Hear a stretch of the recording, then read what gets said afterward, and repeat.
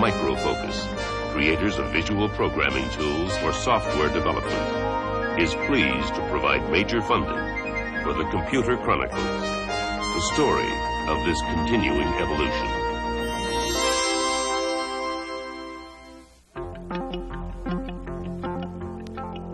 Welcome to the Computer Chronicles. I'm Stuart Chaffee, and this is Gary Kildall.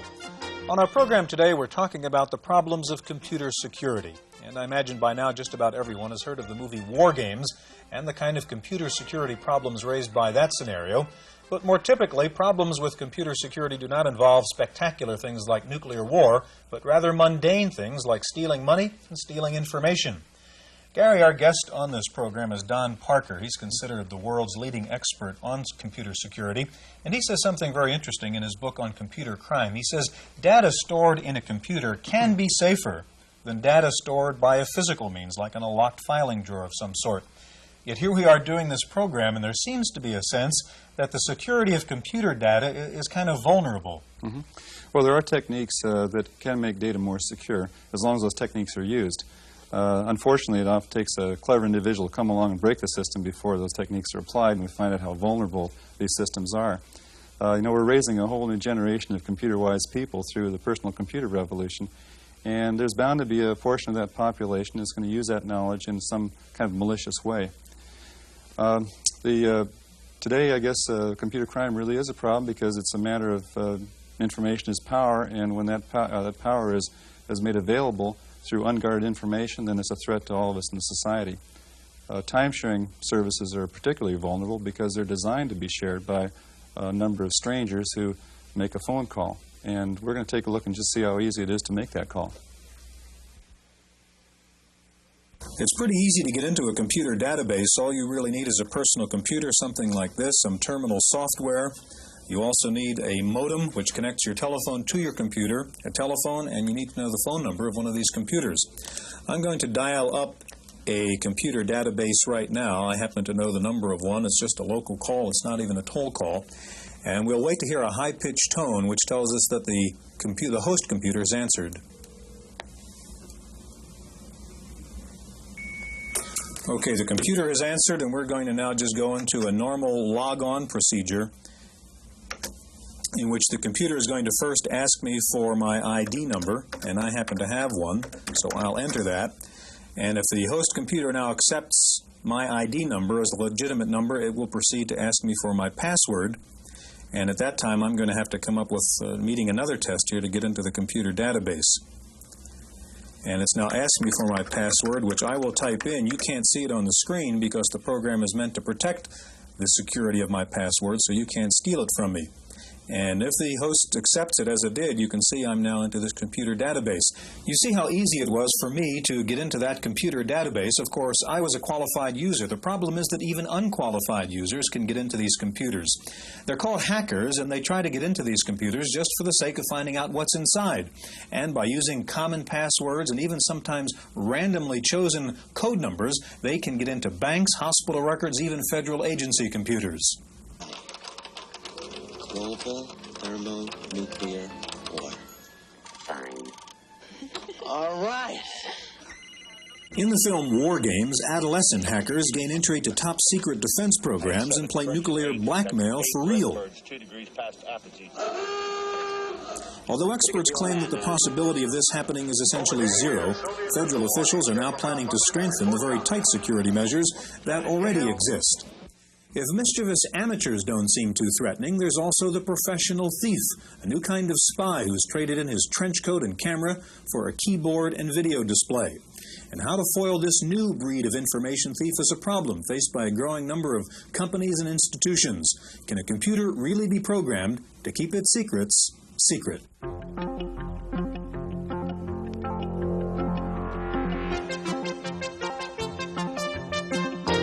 Society has a huge investment in computers and an even greater one in software.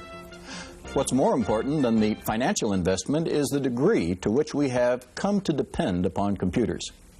Without them, databases are empty. Words don't get processed, numbers don't get crunched, and the speed of information handling to which we have grown accustomed slows to a crawl. One might think that the protection of such essential and valuable resources would be routine and substantial, but this is not always the case. Recently, most of our time has been spent improving and expanding our systems, adding to their flexibility, making networks, and basically being more productive. The security aspects have often been overlooked. Additionally, good computer security often runs counter to making computers accessible, friendly, and easy to use. We'll find out more about the need for adequate computer security in the rest of the show. In the next segment, we'll meet one of the leading experts on computer crime. Now let's get back to the program. Our guest today is Don Parker from Stanford Research Institute. He's a foremost expert in computer crime. He's been working in the area for 30 years now. Don, welcome to Computer Chronicles. It looks like with the widespread use of computers in society today that we have a whole new high-tech criminal. Can you tell us a little bit about the scope of this problem, computer crime? Yes, unfortunately, we don't have any statistics on this computer crime problem. Therefore, we have to learn from it based on kind of a case-by-case approach. For instance, in just the last 4 years, we have had the largest funds transfer fraud, $10.2 million. We had the largest in bank embezzlement, $21.3 million. We've had the largest securities fraud, $53 million. We've had the largest commodities fraud, $50 million. And the largest inventory fraud, $67 million. This is an indication that the more we are using computers, then the larger the losses potentially are, and we're certainly breaking a lot of crime records the more we use computers. So you think the escalation is a real problem right now? Yes, it really is an escalation, because I think that business crime is probably going down in incidence the more we use computers. But at the same time, when the loss does occur, it tends to be larger. Can you give some idea what characteristics of a computer criminal is? What sort of individual do you find doing this sort of thing? Well, we've interviewed about 35 of these people so far, at least of the more sophisticated computer criminals. And we find that they tend to be young, but then people in the computer field generally are young anyway. They exhibit the Robin Hood syndrome, or it's a variation of Robin Hood. It's stealing from the rich and keeping it, but it's the idea that they differentiate very strongly in doing harm to people, which is highly immoral to them, and doing harm to organizations that they can easily rationalize. Not only that, they're doing it to a computer, and the computer can't cry or hit back. And so the computer is an ideal target for people who could not possibly come up and stick a gun in your face and steal money from you. That would be being a criminal. But when you can do it through a terminal or a computer, then it's an entirely different matter. These people do not see themselves as criminals. They see themselves as problem solvers. They have some intense, unshareable problem that they're trying to solve. They are in a position of trust, and they find that violating that trust is the easiest way to solve their problem. Don, are you talking about amateurs here or kind of career computer criminals? So far, most of the problem has been from amateur white-collar criminals. However, now we're starting to see an increasing number of what you might call career criminals, people whose livelihood on a continuing basis is dependent on crime. And you might expect that, since for several years now, almost every major prison in the United States has been teaching data processing to the prisoners. So they do have an opportunity to learn the technology. And they're finding that they can't engage in their traditional crime except in this new environment, this electronic environment. Don, what are some of the techniques that criminals use to attack a computer system? Well, we have about 1,100 cases in our research files at SRI now, and based on what we have studied over the past 13 years, there are a number of common techniques that are emerging. The most common one is we refer to as data diddling or false data entry. It's changing data before it goes into the computer, but relying on the computer to hide the evidence of the false data.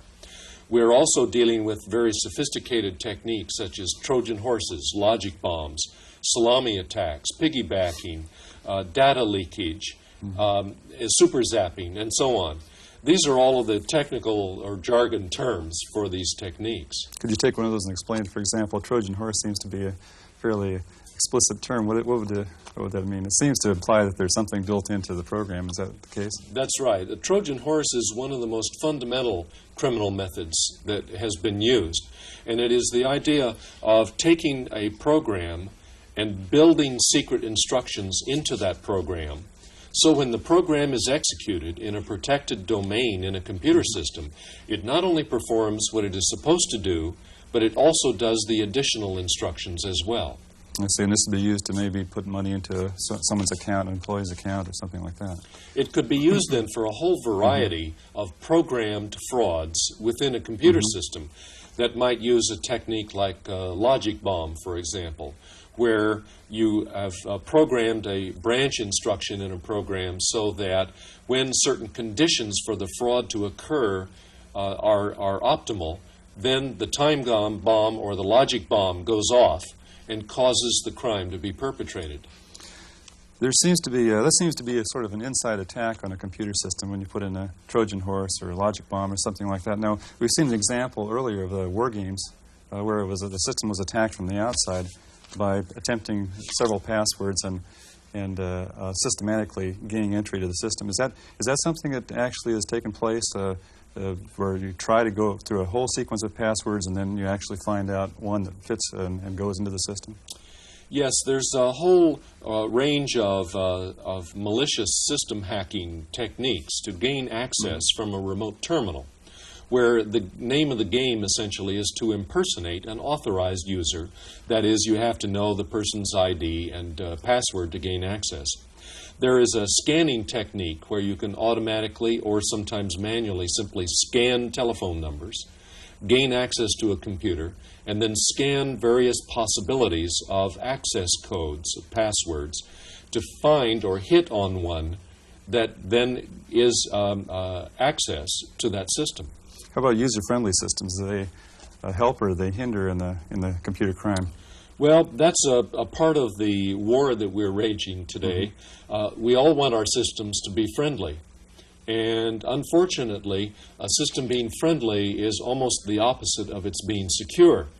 And so we're trying to find the balance between a friendly system and a secure system, because the number of people who have this capability to access these systems is growing very rapidly. And so we have an enemy that is increasing in size and in sophistication, and therefore we can no longer allow our systems to be as friendly as they have been. Now, what about there's I guess we'd call a computerized community bulletin board network that's grown up around the whole technical hobbyist area.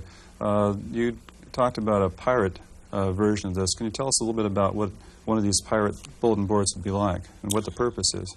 Well, as you know, bulletin boards are extremely useful services in the computer field. But unfortunately, there are some of them that are set up, as you say, for malicious purposes, referred to as pirate boards. In fact, in one listing I saw recently, we found 128 of these so-called pirate bulletin boards across the country. They are used for intelligence purposes among malicious system hackers, and they often will broadcast the telephone numbers of computers and any passwords that may be available, and describe various protocols for logging on to other people's computer systems to engage in this unauthorized access to systems. Excuse me, Gary and Don. In a minute, I want to get to looking at some solutions to the kinds of problems you've been raising, Don, and we're going to do that in just a minute.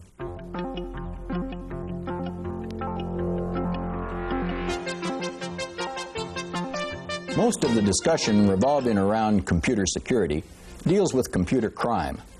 There are, however, other accidents and conditions that we need to guard against. First, We must protect our computer operation from natural disasters such as fire, power outage, floods, and the like. Second, systems should be protected from the accidental destruction of data. When someone unintentionally gains access, or if an incorrect terminal procedure is executed, or if a programmer accidentally destroys current data while modifying an operational program. We can't always prevent damage, but we can ensure continued operation by storing backup copies of programs and data files.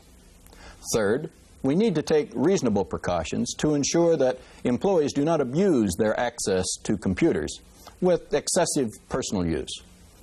Fourth, we must protect our equipment from unauthorized use by outsiders. Good access control, including personal passwords, systems and log monitoring, separation of responsibilities, and external balancing controls are some of the procedures for guarding against intrusion. In the next segment, we'll hear from one of the foremost experts on computer security. So let's get back to the program. Don, you've given us a good idea of what some of the problems are related to computer crime, so why don't we take a few minutes and figure out what some of the solutions are.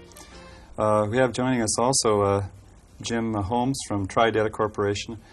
Jim has a product that helps us secure a dial-up system. So, Jim, could you tell us a little bit about the product? Certainly, I'd be delighted to. We've come up with one approach to be able to help secure dial-up networks. As you've discussed with Don previously, dial-up networks have the requirement of dialing in and usually entering a logon or a password that the system itself requires. Now, we've gone one step further, and we've taken within a 212 modem type device, an auto dial modem that would reside on the front end of this processor, our timeshare system. You would place our device in, and it has what we call an answer verification capability. We can go through, and I'll give you an example of how we would store one. Let's say your name was Adam. We could put in your name and a password that you would use to access the system. So we enter AA for add and answer verification, and then type in your name, Adam, and put a space in, and then enter your unique password. And we could put in a password of anywhere from 1 to 250 characters. Typically, your passwords that are used on systems are 5 or 6 characters. The longer the password, the tougher it would be for someone to break in. Now, we found often people are trying to use 20 or 30 character passwords if they're really intent on trying to provide security for the dial-in operation. Once we've entered the command here, we could go back and identify exactly who has access to the system from outside through dial-in ports by looking at a directory of answer verification routines. Upon receiving a call to the host computer where the system would be typically connected, we would go through and check for any of these given passwords. The passwords can be contained or control how many characters are received before the call would be disconnected. One of the problems that occurs in a lot of the dial-up systems is when you dial in, the system will repeatedly allow you to enter the password, and it will come back and say, error, re-enter password. With our device, after you've re-entered it once or twice, it will automatically disconnect the call, thus preventing someone from gaining access to the system. And that's the way we're controlling the answer portion of the dial-up environment. Now, in addition to that, there's also an originating portion which can be used to help control our secure networks. Many of the companies, the larger companies today and telephone operating companies, are using our device because of the sophistication of being able to remotely configure passwords and log on procedures to their systems. By allowing them this remote configuration to the system, and that's done very simply. Let me give you a demonstration. We would do AD for add a dial directory. We would put in a label. Let's say we're going to call an accounts payable system, and we could put it in ACCT pay space, put in the telephone number of the system we want to call, and then space over and put in a password that would be sent to the system. And the password would just be stored by putting in a sequence of characters. Again, they could be entered from the local keyboard, or the unique portion of our system is that they could be downline loaded from a remote terminal or a remote computer. And by doing this, you can put in, again, from 1 to 250 character passwords. Now, do I understand this correctly, is that the basic idea is that you dial into the computer system and then the computer system dials back to you again to verify that you're the actual person that you say you are. Is that correct? Well, with our device, what we're doing is dialing into the system and entering a password. Once the password has been entered, at that point you then have access to the computer system itself.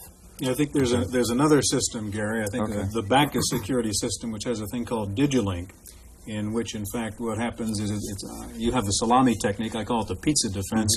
You know, where the pizza parlor calls you back to make sure you're the guy who ordered the pizza, where the host computer calls the dialer back to make sure that the dialer was, in fact, the proper party requesting the services. Well, Don, do these kinds of devices, do they really adequately secure data? What is your feeling about that? These devices add another layer of security and provide a significantly more secure computer system today than we have ever had in the past.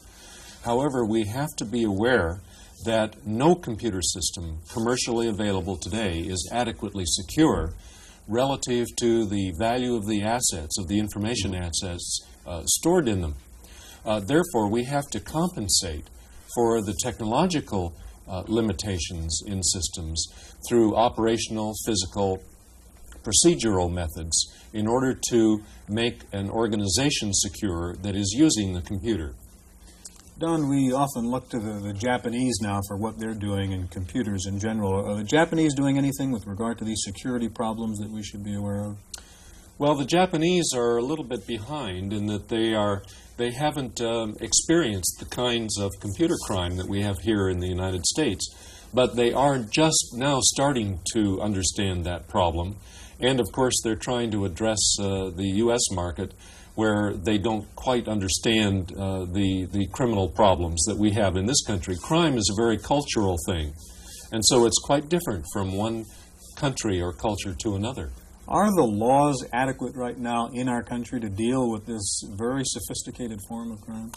Well, the laws are improving a great deal. We have a long ways to go. We have 21 states that now have specific computer crime laws.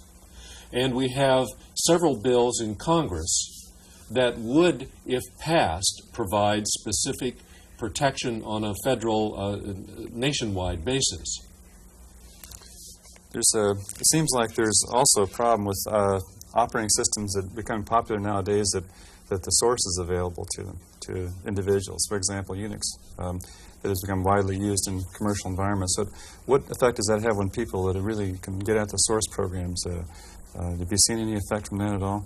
We get a large operating systems like the IBM operating systems that have years and years of security work. There's more popular operating systems now. What effect does that have?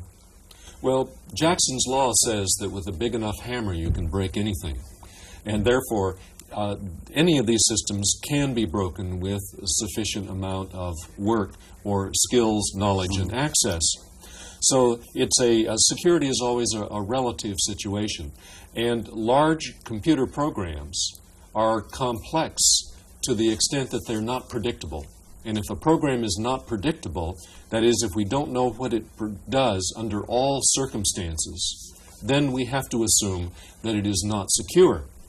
Therefore, on a long-range research basis, we're aimed at developing the idea of a provably secure system where you could prove how it performs under all conditions and therefore gain some assurance that you have an adequately secure system. Don, we have just about 1 minute left. I want to ask you we talked about war games earlier in the national defense area. How about economics? I mean, we have the banks now all tied to this massive electronic funds transfer system. What is the potential for a major economic disaster if the wrong guy got into that? Well, the potential is catastrophic, but the issue has to do with the risks involved. And we believe that security is advancing along with advancing technology and along with the increasing amount of money that is exposed in these large funds transfer systems.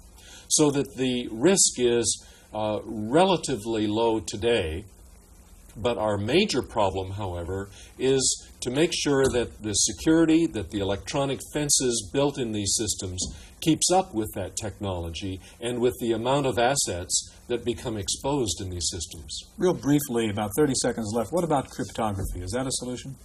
Cryptography is the most powerful safeguard, I think, that has ever been developed in protection of data through communication lines and also as might be stored in computer media. However, we don't have a problem to solve in that area yet, the eavesdropping problem. However, in the future, it will become the most significant safeguard that we have. Gentlemen, we're out of time. Don Parker of SRI, thank you very much for joining us. Jim Holmes of TriData, and I hope you'll be back with us again next time for another edition of the Computer Chronicles.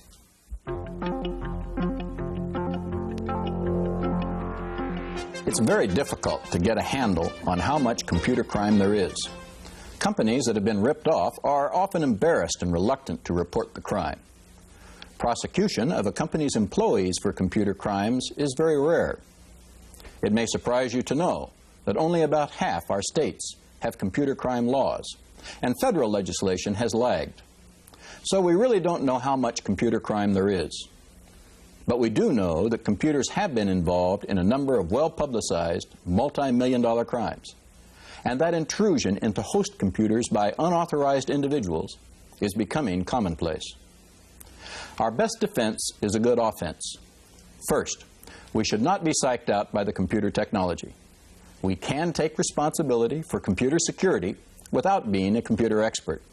And if needed, experts are available. Second, we should make an overall risk assessment of what our computer threats are and determine how much it is worth to protect against these threats. Third, we can take steps to physically protect our hardware and data, as previously mentioned. Fourth, we can use security checklist guidelines to ensure that our procedures are sufficient. Fifth, we can make sure that we address the greatest non-technical exposure, the users, by making our policies clear and by following common sense practices. In our next lesson, we'll cover the fascinating field of artificial intelligence. Be sure and read Chapter 24 in your text, and I'll see you then. I'm Herb Lechner.